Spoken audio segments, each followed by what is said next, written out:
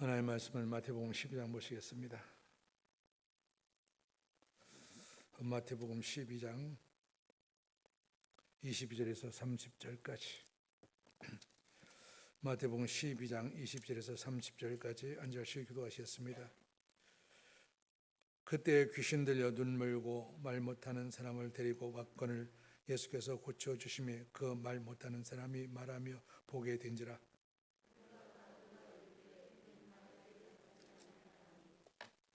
바리새인들은 듣고 이르되 이가 귀신이 왕 바알세불을 힘입지 않고 귀신을 쫓아내지 못하느니라 하거늘.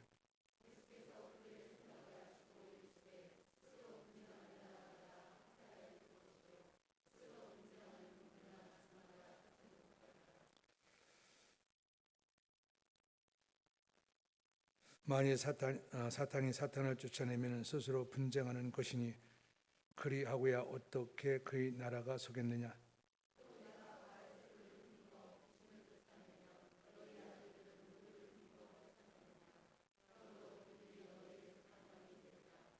그러나 내가 하나님이 성령을 임하여 귀신을 쫓아내는 것이면 하나님의 나라가 이미 너에게 임하였느니라.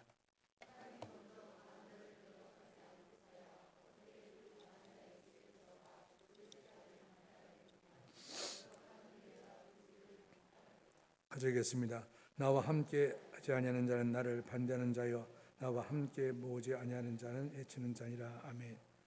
예, 거기까지 보시겠습니다. 우리가 코로나 시대가 벌써 1년이 넘었습니다. 1년이 지나서 갔다가 2개월 정도 이렇게 지난 것 같은데 여러분들 이런 코로나 시대를 맞이하면서 영적인 의미, 물론 여러분의 상황이 다 다르겠지만서도 생각이 다르겠지만서도 하나님이 말씀하시는 것 같다. 이 코로나 시대의 영적 의미가 잘 읽어야 됩니다. 영적 의미가 어떤 의미가 있는가 이걸 읽지 못하게 된다면 나중에 코로나가 끝나고 자유화되었을 때 여러분 갖다가 시대에 뒤처집니다. 뒤처지게 되어 있습니다. 그런 생각 안 해봅니까? 조금 있으면 코로나 시대가 끝날 텐데 끝났을 때 우리가 어떻게 나갈 것인가?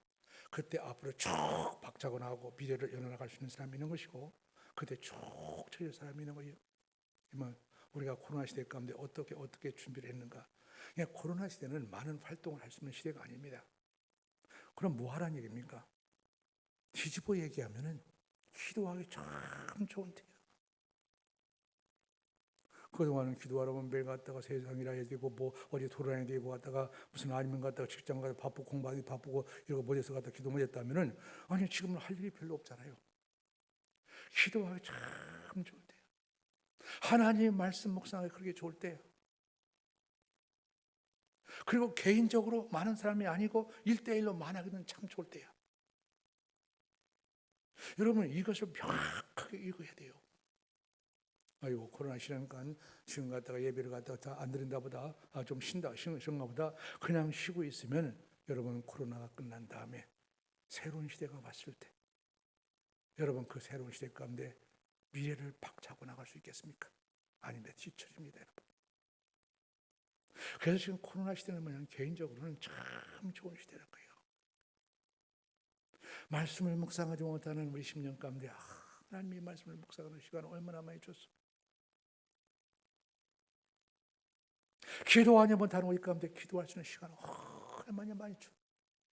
얼마나 기도하기가 좋아. 별 교회 사람도 없고. 여러분 사람을 많이 복잡하지 않고 1대1로 만나는 것을 얼마나 좋아. 이런 것이 준비되었을 때 새 시대가 딱 왔을 때 그 앞길을 박차고 미래를 뚫고 나갈 수 있는 놀라운 역사가 우리 가운데 이루어진다는 사실입니다. 그거 개인이기도 하고 여러분 교회의 모습이기도 합니다. 여러분. 그런데 우리가 불행하게도 고민 갖다가 이 코로나 시대를 잘못 대처해. 참다 신앙적으로 갖다 우리가 드러내 주었고 여러분 지금 2년 동안의 세월을 잃는 것이 아니고 앞으로 중요한 시기를 다 잊어버리는 거예요. 우리가 늦었지만은 말입니다. 그런 것을 다시 한번 묵상하면서 우리가 이제 얼마 남지 않았습니다. 부활절을 기점으로 해서 여러분 기도를 열심히 하고 여러분 자신을 잘 깨우쳐서 내가 무엇을 할 것인가 이 중요한 시기 가운데 하나님의 말씀 잘 묵상하셔야 됩니다. 그리고 기도 열심히 하셔야 됩니다. 그리고 1대1 개인적으로는 얼마든지 사람들을 많이 만날 수 있습니다. 열심히 하시고 준비가 되어 갔을 때 여러분 다가오는 우리가 새 시대가 일어나면은 그 시대 가운데 박차고 이 앞뒤를 열어갈 수 있는 거예요. 그렇지 않으면 시대에 뒤떨어지고 나오게 됩니다. 이런 준비를 좀 잘 했으면 잘하기를 바라고요.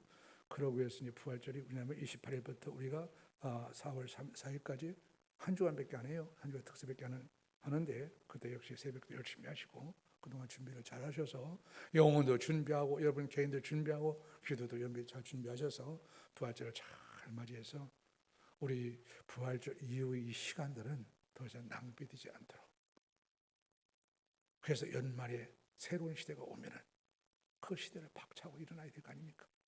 이런 준비를 좀 잘했으면 좋겠습니다. 오늘 마태복음 12장을 우리가 읽었는데 잘 설교하는 것 같다 말씀들은 아닙니다. 이 말씀들이 가다 제 마음속에 자하게 들어온 이유가 무엇이냐면은 여러분들 어떤 사람들을 볼 때 우리 교인들을 볼 때 그건 좀 말해야 될 거 아닙니까? 우리가 지금 코로나 시대를 잘 준비하자고 했는데 아니 뭘 잘 준비하는 말인가? 잘 준비하는 것이 뭔가? 어떤 것이 잘 준비한 것인가?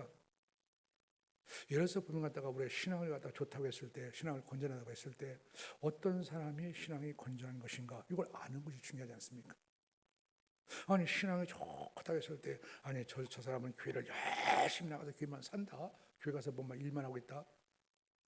그래서 여러분 신앙이 좋다고 얘기할 수 있습니까? 그건 참 좋은 거죠. 나쁜 건 아닙니다. 그러나 그걸 가지고 신앙이 좋다고 얘기하지 않습니다. 여러분 신앙이 저 사람이 괜찮다, 건강하다, 참 좋다고 했을 때 뭘 가지고 오라는 거예요? 그걸 알아야 될 거 아닙니까? 어떤 사람이 저한테 그걸 물어. 그 질문을 받아보고 참 이 사람 대단하다. 이런 생각을 했어요. 보통 사람들이 그런 질문을 못해. 어려운 질문 아니 같은데 우리 신앙적으로는 굉장히 본질적인 질문입니다. 아니 보통 신앙인들이 그런 질문을 못해. 목사님한테 무엇이 목사님이 좋은 신앙이에요? 나도 좋은 신앙을 좀 닮아가고 싶고 가지고 싶은데 이런 질문을 보통 못합니다. 그런 것 갖다가 여러분 갖다가 어떤 인사이트가 별로 없어. 그럼 어떤 분이 어떤 것이 신앙이 참 좋은 것입니까? 목사님이 보실 때 어떤 사람을 신앙을 좋은 사람을 얘기하는 겁니까? 알 수 있습니까? 알 수 있죠. 저 사람의 신앙이 좋은지 건전한 신앙인지 바른 신앙인지 쉽게 알 수 있습니다. 이걸 모르게 된다면 가도 신앙이 뭐가 좋은지를 잘 몰라. 이 사람에게만 이런 얘기 저런 사람은 저런 얘기 저런 사람은 저런 얘기 그래 인생은 다 낭비하고 탕진하게 살아가는 거예요. 여러분 잘 여러분 들으세요. 성경에서 복음에 대해서 예수 그리스도에 대해서 하나님께서 가장 이해를 깊고 정확하게 한 사람이 누구신지 아십니까? 이런 거 질문하면 가다가 여러분 마음속에 대답하고 있어야 돼. 신앙생활 30년 40년 하면서도 성경에 나오는 저자들 중에서 하나님에 대해서 예수 그리스도에 대해서 복음에 대해서 가장 이해가 깊고 정확하게 우리 가운데 설명해 주는 사람이 누구냐면 사도 바울입니다. 사도 바울이 역작이 로마서고 그리고 갈라디아서 수많은 성경에 많이 있지만은 사도 바울이 뭐냐면 하나님께서 가장 잘 알고 이해하고 살아갔던 사람이에요. 이 사도 바울에는 두 가지 큰 관심사가 있었습니다. 정말로 예수님을 믿고 살아가는 사람들은 하나님을 잘 아는 사람들, 믿는 사람들의 특징이 무엇인가가 두 가지가 나오는데 두 가지가 뭐냐면 한 가지는 기쁨과 감사예요. 사도 바울 복음을 아는 사람 가운데 사도 바울은 늘 그런 얘기를 하죠. 쉬지 말고 기도하고 범사에 감사하고 항상 기뻐하라. 복음을 아는 사람, 하나님을 아는 사람, 예수 그리스도를 잘 아는 사람, 신앙이 좋은 사람이 누구냐면 항상 늘 기뻐하고 감사하는 사람. 누가 신앙이 좋냐? 큰 소리치고 난리치고 하는 게 아니야. 더 기뻐하고 감사하는 사람. 이게 여러분 신앙의 참 좋은 중요한 표지입니다.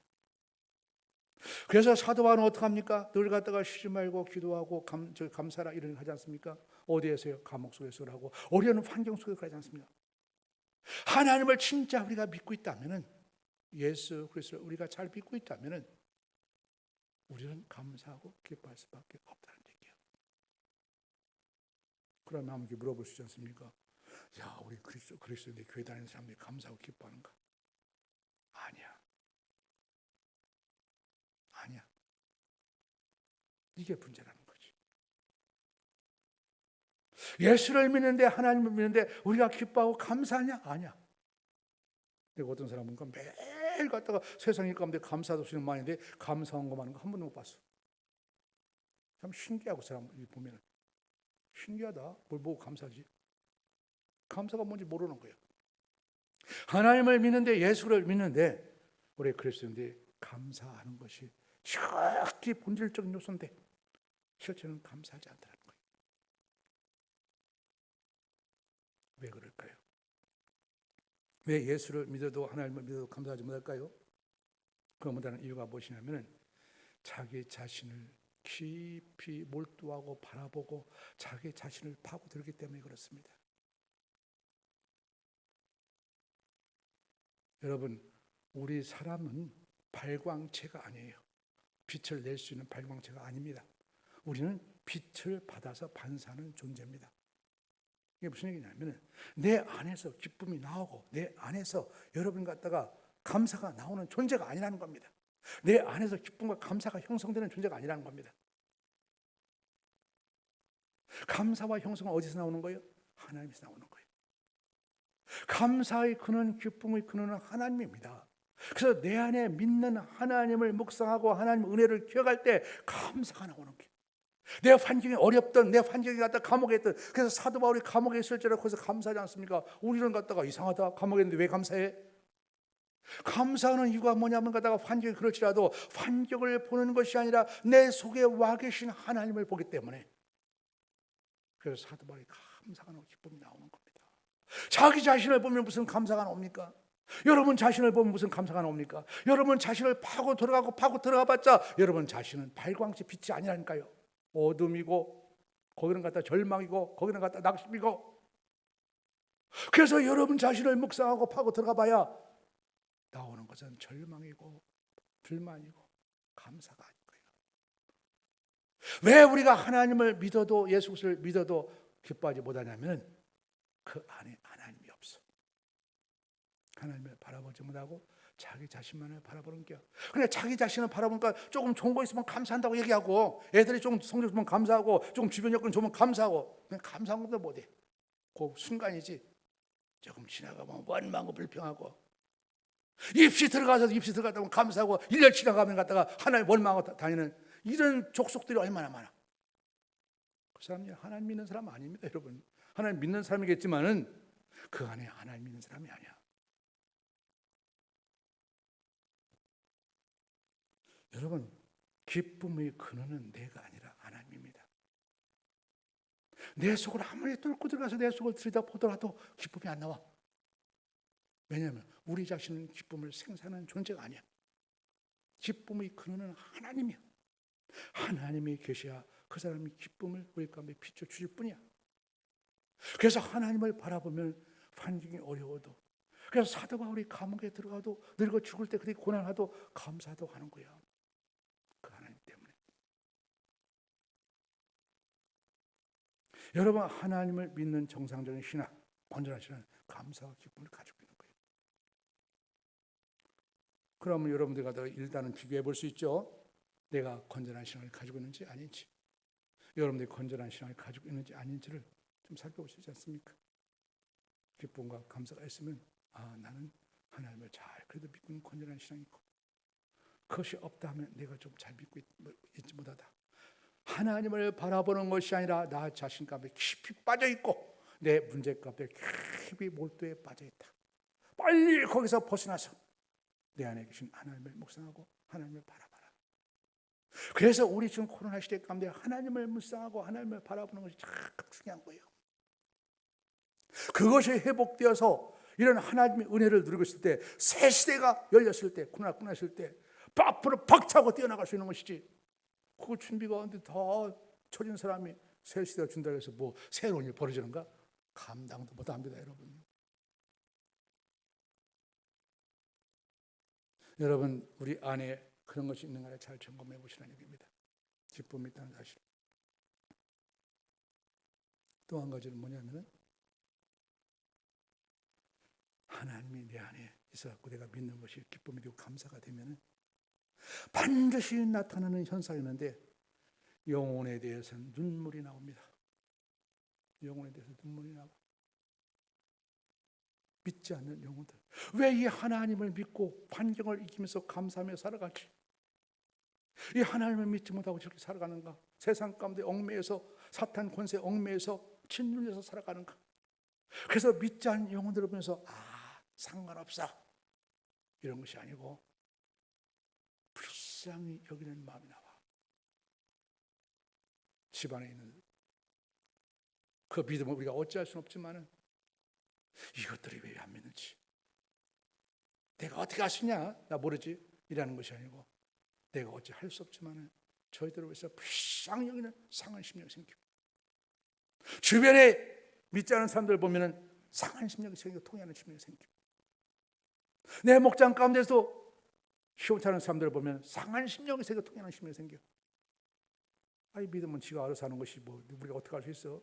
이게 무관심한 것이 아니고요, 우리 안에 하나님을 믿어서 기쁨을 누리는 삶은, 이 좋은 것을 우리가 누리고 있는데 왜 쟤들 갖다 저렇게 못 누릴까?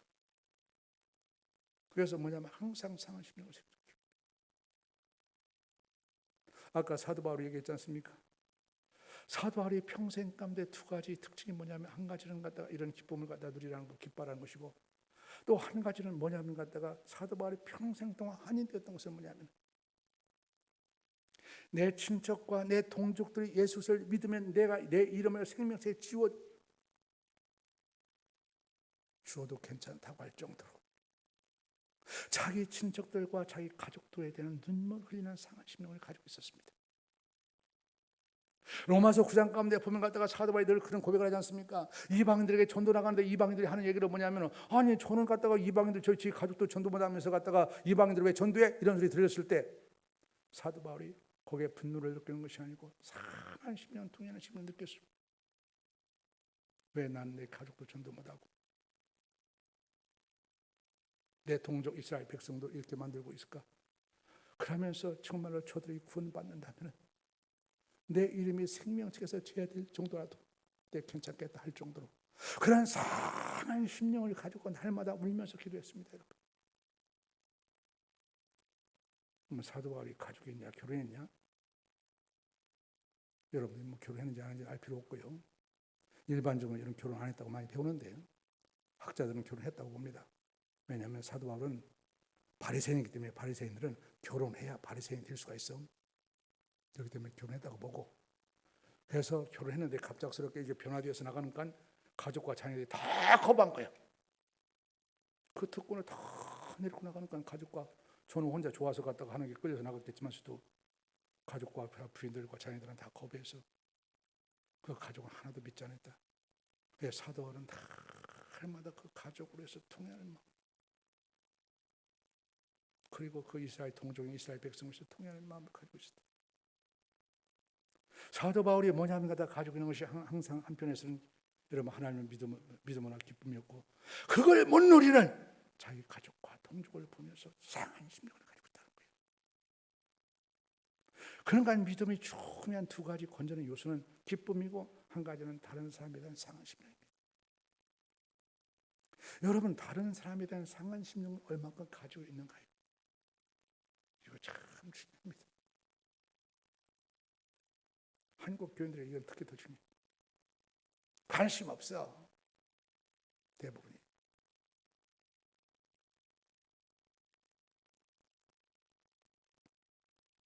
여러분, 믿음은 우리가 어찌할 수 없습니다. 우리 힘으로 할 수 있는 게 아니에요. 그러나 우리가 관심을 가지고 더 기도해야 되는 겁니다. 상한 심령을 가지고 관심을 가지고 기도하는 거예요. 아니, 어떤 사람은 믿음 기도한다고 되는 거예요? 저 사람 믿는지 안 믿는지 어떻게 알아요? 안 믿는 것 같다가 죽도 해봤자 헛수고하는데. 여러분, 전도해보면 저 사람이 구원받을 사람인지 곧 받을 사람이 아닌지 대번 압니다. 대번 알아요.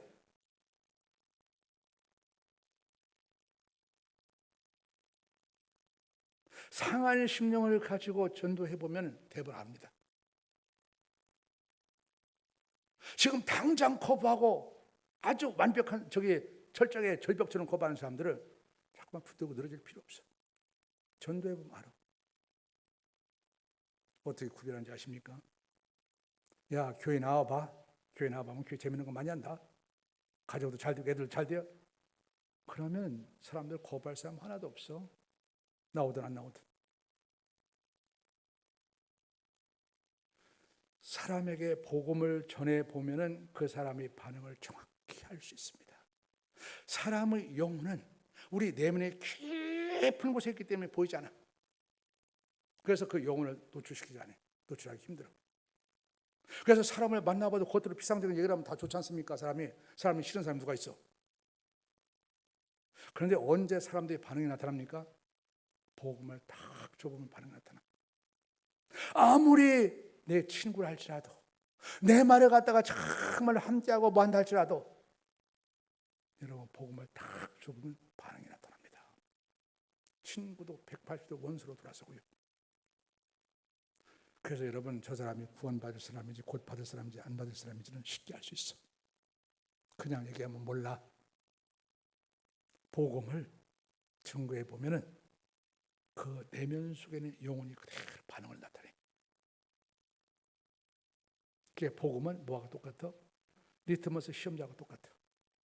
리트머스 시험지가 뭐예요? 거기에다 용액을 갖다가 뿌려보면은 이것이 산성인지 알칼리성인지 대부분 반응이 나타나. 색깔로. 어렵지 않아. 반응이 대부분 나타나. 아, 이건 산성이네, 이건 알칼리성이네. 사람도 다른 말을 했고는 몰라. 사람을. 아, 교회가 뭐냐 얘기하고는 사람 몰라. 신앙이 뭐냐 몰라. 사람. 복음을 딱 제시해주면 반응이 나타나. 영혼의 반응이. 예수를 믿을 것인지 안 믿을 것인지. 예수님이 당신을 위해서, 당신이 죄인이기 때문에 죄 문제를 해결하지 못해서 당신으로서 십자가에 죽었다, 그것을 믿는 사람들을 갖다 용서해 준다, 하나님 자녀가 된다 라는 복음의 핵심이 원리를 제시하면은 그 영혼이 바로 반응이 나타납니다. 그걸 완강하게 거부하는 사람이 있어. 교회 나가는 건 좋다, 믿으라는 건 좋다, 교회 나가는 건 괜찮다, 예수님은 좋다. 그런데 그건 싫어. 만약에 거부하는 사람들, 이런 사람들은 아직 읽지 않은 사람이야. 이런 사람 붙잡고 막 늘어질 필요가 없어. 10번 찍어 안 넘어간다, 그런다고 늘어질 필요가 없다. 이런 사람들 시간이 많이 필요한 사람들입니다. 그런데 십자가를 전해보면 그게 있어, 그런 게 있는가, 나도 그거 듣고 싶어. 이런 사람들을 갖다가 주 앞에 인도하는 거예요. 그래서 여러분, 복음을 증거해보면 영혼의 반응이 대대번 나타납니다. 정확한 거예요. 사람 만나서 갖다가 뚱딴이까지 다른 일 할 필요가 없어. 정말 저 사람을 진짜 내가 전하고 싶으면 관계를 잘 맺으면서 복음을 딱 시도를 해봐야 돼. 그러면 내가 이 사람을 손대할 사람인지 아닌지 딱 거부하면은 지금 찔러도 안 돼. 오래 기다리는 것이고, 반응을 나타나면 확 채서 하나님께 드리는 것이고. 우리가 고구마를 옛날 찌지 않습니까? 고구마 칠 때 어떻게 합니까? 고구마가 익었는지 안 익었는지 수저로 젓가락으로 찔러보지 않습니까? 나무 젓가락으로. 쏙 들어가면 고구마 익은 거, 안 들어가면 안 익은 거. 안 익은 걸 억지로 찌를 필요 하나 없다는 거예요. 그래서 여러분 갖다가 십자가를 측면에 보면은 이 사람이 믿을 사람이 아니 대부분 알 수 있는 거예요. 이 사람 믿을 사람이야? 지금 믿을 시간이 다 왔어? 하고 상한 심령을 가지고 그 사람을 위해서 하나님께 쫙 들을 수 있는 영혼의 상한 심령을 가지고 있는 자, 이게 누구냐면 이게 건전한 신앙을 가지고 있는 자. 건전한 신앙을 가지고 있다는 두 가지입니다. 교회를 열심히 다닌다 안 다닌다 이런 게 아닙니다. 저 사람이 진짜 감사와 기쁨을 드리는지, 그리고 저 사람의 심령이 다른 사람에 대해서 불붙는 심령을 가지고 있는지, 상한 심령을 가지고 있는지. 그렇기 때문에 우리가 잘 점검해 보십시오. 내가 감사와 기쁨이 없다면 그것은 하나님을 바라보고 있는 것이 아니고 지금 나 자신을 깊이 몰두하고 빠져있는 모습이에요. 거기에 벗어나서 하나님을 바라볼 수 있도록 나가셔야 됩니다. 내 심령 가운데 다른 사람에 관심도 없다 라고 하는 것은 건전한 신앙이 아닙니다. 하나님, 나한테도 상한 심령을 주시고 내 심령을 녹여서 은혜로 채워주세요. 그리고 사람을 위해서 상한 심령을 갖게 도와달라고. 이게 뭐냐면 신앙이 아주 중요한 거다. 건강한 신앙의 지표입니다. 이런 신앙을 향해서 나가는 것이 뭐냐면 신앙생활입니다. 여러분, 이런 준비를 잘 하셔야 됩니다. 오늘 말씀 어떻게 하세요? 오늘 말씀은 예수님께서 사탄에 사로잡혀서 말도 못하고 보지도 못하는 사람이 있어. 그런 자를 예수님께서 딱 보시면서 깨끗하게 치유해버렸어요. 말 못하는 사람이 말하고 볼 수 없는 사람이 보게 되고 얼마나 놀라운 일들이 벌어져. 그러니까 사람들이 확 하고 감기가는 거죠. 감기갈 수밖에 없죠. 이분이 메시아다 감기가는 거죠. 그런데 그 광경을 보면서도 저 못마땅한 사람이 있어. 그게 바리새인들이야. 바리새인들이 오늘 25절 말씀에 뭐라고 하냐면 그 장면을 보면서 예수님께서 성령의 권능으로 사탄을 죄해서 죽은 자를 살리셨구나 라고 감격하는 것이 아니고 예수님이 하신 일을 갖다가 폄하해서 예수님이 귀신이 왕 바알세불이 능력을 덧입어서 귀신을 쫓아냈다고 폄하하는 거예요. 이것이 뭐냐면 바리새인들이 하는 이야기들이에요. 예수님에 대해서. 왜 이들이 이렇게 하냐면 예수님이 오심으로 말미암아 바리새인들은 자기 기득권을 다 붙여버리고 자기가 죄악에 다 노출돼 견딜 수가 없는 거예요. 그래서 어떻게 하면 예수님을 죽일 수 있을까? 죽이는 방법이 다 한 가지요. 이게 뭐냐면 예수님이 하는 일들을 귀신의 일로 판단시키면 예수님은 증인도 필요 없이 죽게 되어 있습니다.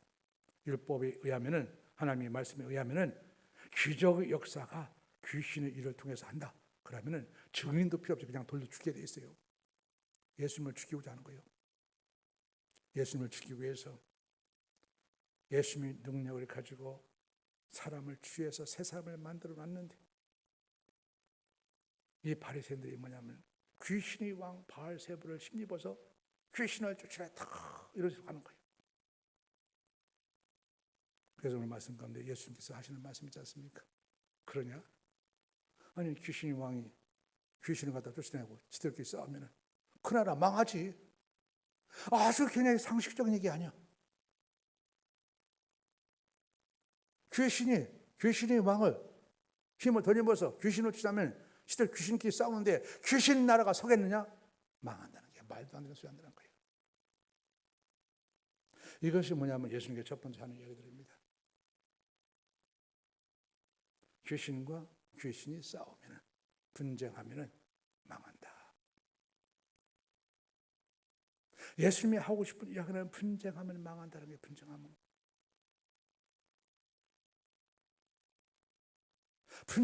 모든 끝난다는 거예요.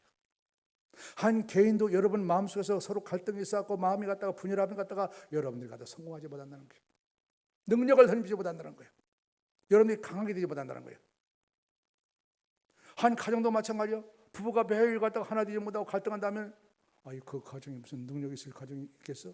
그 가정에 무슨 갖다가 하나님의 축복과 하나님의 영광이 있겠어? 있을 리가 없죠. 나라도 마찬가지요. 교회도 마찬가지요. 개인이든 가정이든 나라든 동네든 교회든 분쟁하면 뭐냐면 갖다가 서지 못하고 망한다는 거예요. 뒤집어 얘기하면 분쟁이 없으면 강하게 될 수 있고 서게 될 수 있고 능력이 있을 수 있다는 거예요. 여러분 그래서 분쟁하지 말라는 겁니다.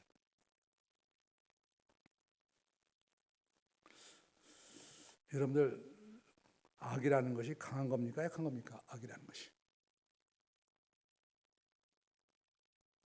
악은 악하기 때문에 약한 거예요.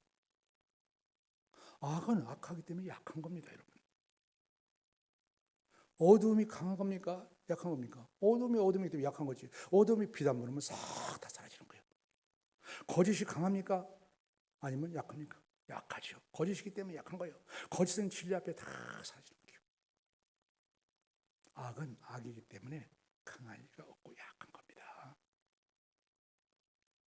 그런데 한번 현실을 보십시오.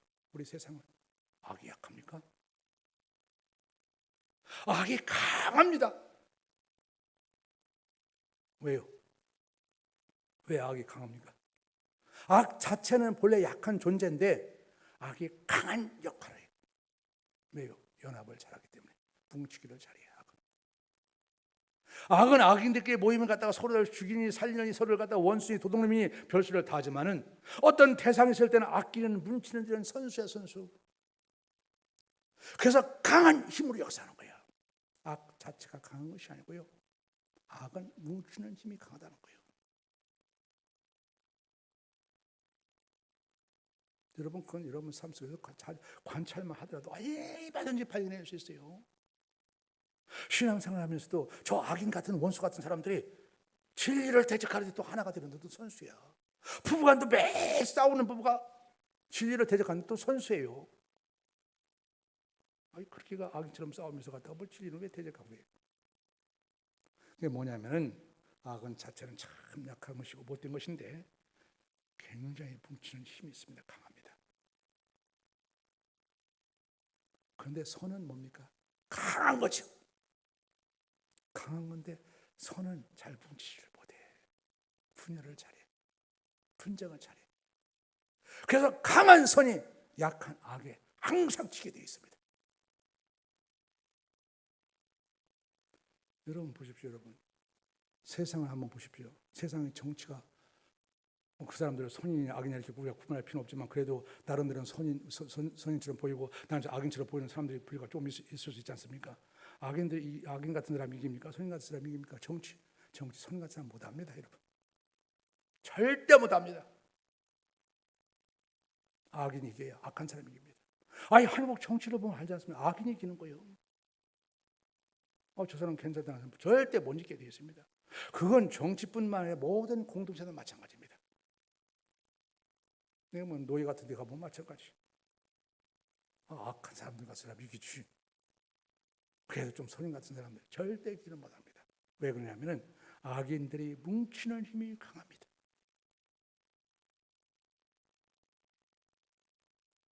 그래서 여러분 갖다가 분쟁하면 망하는 거예요. 그래서 앞으로는 사탄이 자꾸만 뭐냐면 하는 일이면 분쟁을 시키는 거예요. 교회를 멸망시키고 여러분 가정을 멸망시키면 분쟁하면 끝나는 거예요. 여러분 개인을 약화시키면 여러분 마음을 갖다 갈등하게 만들면 끝나는 것이고, 여러분 가정을 부부관계에 파괴시키면 분쟁을 시키면 끝나는 것이고, 여러분 공동체를 갖다 하려면 갖다 분쟁을 시키면 끝나는 것이고. 그래서 마귀의 특징은 가면가시로 나타나는 것이 분쟁입니다. 분쟁하면 하나님 나라가 무너지게 되고 예수 그리스도의 영광이 깨지게 되고 서지 못하게 되어 있습니다, 여러분. 그래서 시대는 가면 갈수록 갖다가 뭐냐면 갖다가 분쟁하게 되어 있다는 거예요. 그리고 이런 것을 국가와 사회는 갖다가 막 조장하고 부추깁니다. 국가는 갖다가 절대적으로 여러분 교회를 분쟁을 시키지 절대적으로 교회가 잘 되는 거 안 봅니다. 우리가 코로나 시대면 국가가 얼마큼 교회를 갖다가 여러분 부추깁니까, 여러분? 정권이 저렇게 되면 그런 것이 아니고 어느 정권이 상관없습니다, 여러분. 국가라는 자체 사회 시스템은 반드시 교회를 갖다 이런 분쟁을 시켜야 되겠습니다. 조그만 일을 침소봉대시켜서 분쟁적으로 만들어가는 것이 모든 역할입니다, 여러분. 왜냐하면 그러면 하나님 나라와 서지 못하기 때문에 그것을 우리가 명심해야 돼요. 우리는 이런 시대에 살아왔구나.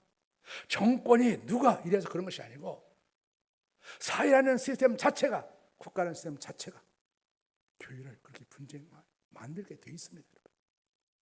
이것을 항상 명확하게 목도를 하셔야 돼요.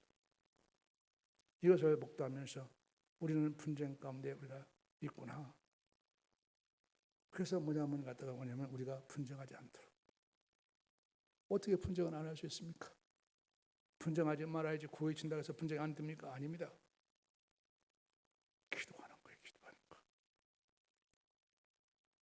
끊임없이 우리 개인과 교회는 갖다 기도하는 겁니다. 기도하는 것이 분쟁을 일으키는 유일한 길이야.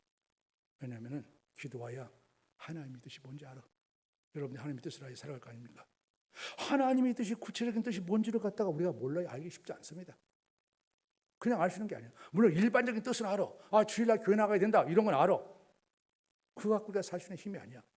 오늘날 내 이 자리 가운데 하나님이 이 자리에 보내고 내가 이 공부하게 하고 내가 이 직장을 다니게 한 하나님의 구체적인 뜻이 무엇인가를 알려면은 하나님께 더 기도하셔야 돼요.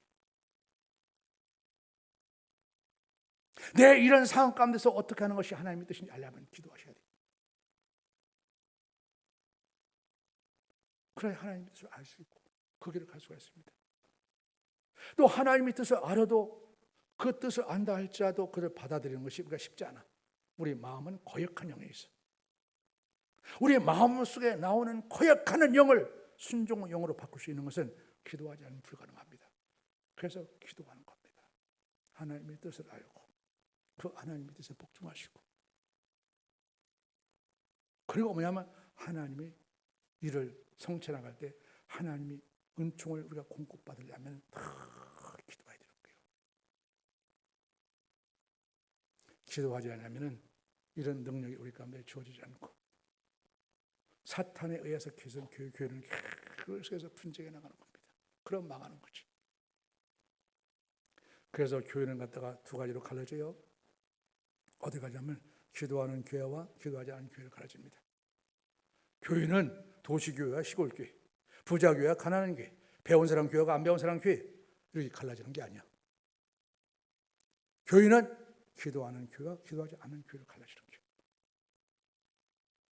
기도하지 않는 교회는 분쟁할 수밖에 없고 결국 유명무실하게 존재하다 사라질 수밖에 없고, 기도하는 교회만이 뭐냐면 갖다가 하나님이 강한 능력과 원칙을 던지는 교회를 나갈 수 있고. 여러분 이걸 갖다 우리 개인에게 적용해 보십시오. 개인이 어떻게 갈라집니까? 기도하는 사람하고 기도하지 않는 사람을 갈라지는 거예요. 기도하는 사람을 갖다가 자꾸만 갖다가 강해지고 하나님이 능력을 던지고 하나님이 축복 속에 세우셔가고, 기도하지 않으면 자꾸만 갖다가 뭐냐면 교회를 다니지만은 유명무실해지고 나중에 분쟁이 되고 극기하는 교회도 떠나게 되고 불쌍한 존재가 되는 거지.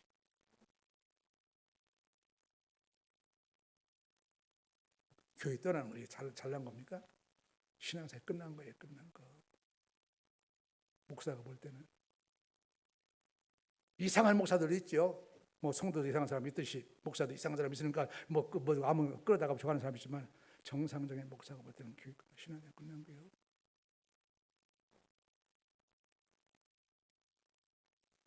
여러분 우리가 이걸 볼 때 말입니다.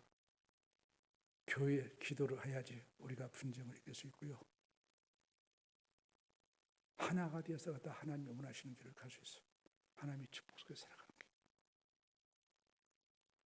그 기도를 열심히 하셔야 돼요. 기도를 열심히 하라니까 또 어떤 사람은 나 기도하는데요 목사님.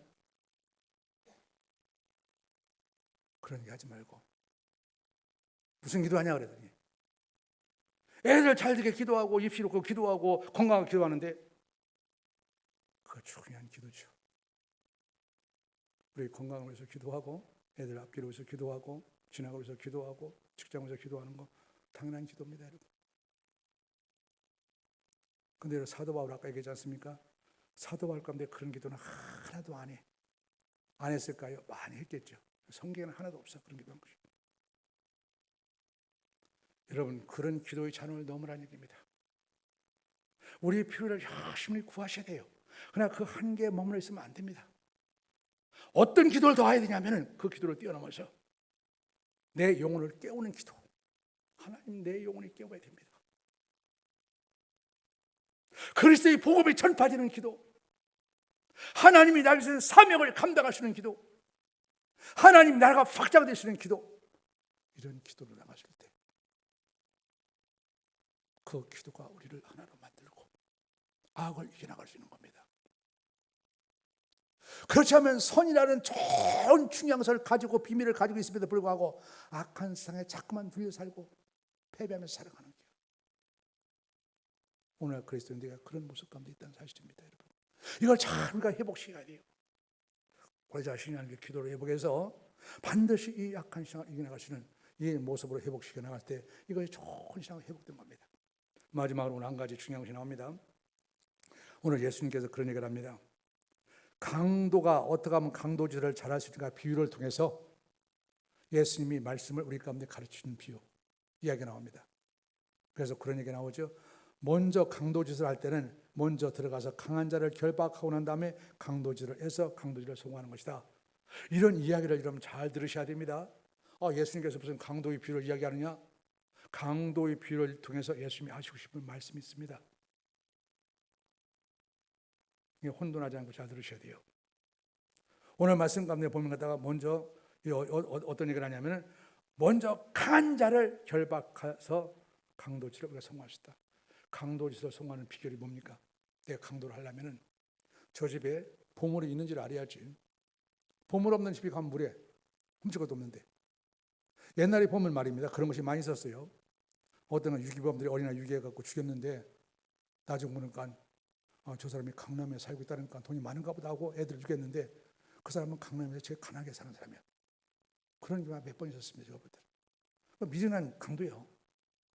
강도 짓을 하려면 그 집에 보물이 있는지를 알아야 돼. 내가 훔칠 것이 있는지를 알아야지. 빈집 들어가서 무슨 강도 짓을 해. 강도 짓을 성공하는 걸 지금 가르치는 거예요. 예수님이. 강도 짓을 성공하는 거 봐봐라. 강도 짓 할 것이 있어야 된다. 그 다음에 들어가서는 뭐 해야 되냐? 들어가서 할머니 85세 노인들 건드릴 필요도 없어. 귀찮게. 애들 깨울 필요도 없어. 그 시끄럽게 왜 깨워? 들어가서 뭐냐면 힘 있는 자, 남자가 있더니 그걸 결박하든지 가장을 결박하든지 그 결박해놓으면 훔치기가 쉬워. 그걸 해야지. 쓸데없이 애들 건들고 애기 건들고 노인을 건들 필요가 없다는 거야. 강도질을 성공하려면 그러지 말고 들어가서 강한 자를 결박하라는 거예요. 결박해놓으면 나머지 다 훔쳐고 나오면 되지. 이러면 성공하는 거예요. 예수님께서 이 비유를 갖다가 하는 이야기가 무슨 이야기인지 아십니까? 여기서 강한 자를 결박하라는 얘기는 강한 자는 누구겠습니까? 예수님입니까? 사탄입니까? 잘 들으셔야 돼요. 사탄입니다.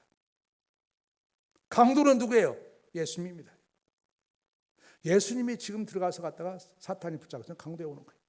그러니까 지금 갔다가 병든 사람이지 않습니까? 귀신에 사로잡혀서 눈이 멀고 말을 못하는 이 병든 자가 있어. 사탄에 사로잡혀서 예수님이 강도가 그 점령한 입장으로 보면 예수님이 강도가 되어 들어가서 그 강한 자를 결박해서 그들을 풀어내서 이 사람을 자유의 몸으로 회복시킨 겁니다.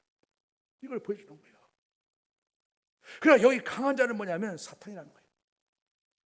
그런데 강한 자를 결박하는 자가 있는데 그게 강도인데 강도라는 표현을 썼지만 그게 예수님이라는 거예요. 예수님은 강한 자 사탄을 결박할 수 있는 분이라는 거예요.